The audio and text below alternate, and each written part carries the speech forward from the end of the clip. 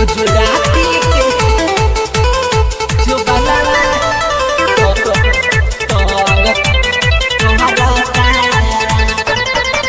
गुजराती के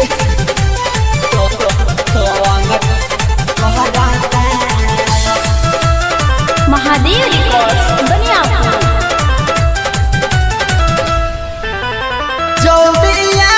घरे सजनवा मन करता अरे माई जल्दी आई घरे सजनवा मन करता गुजराती के जो बनवा सुन तंग कहरता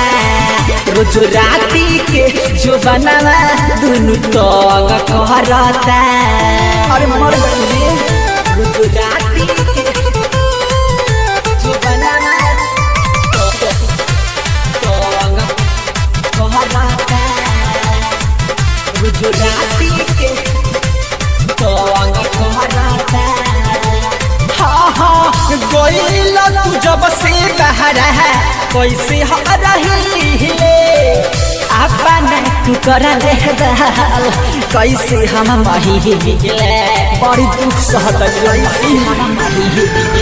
जब से तू गोइल बहर है कैसे हम रही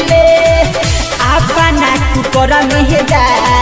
कैसे हम महिले अपना कुकर में डाल हाथे से महिले नहीं छोड़वला पेनी में राजा जंग लगता गुजराती के जुबानवा दुनु तंग करता गुजराती के जुबानवा दुनु तंग करता गुजराती के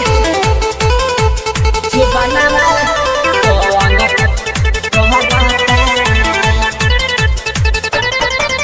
गुजराती के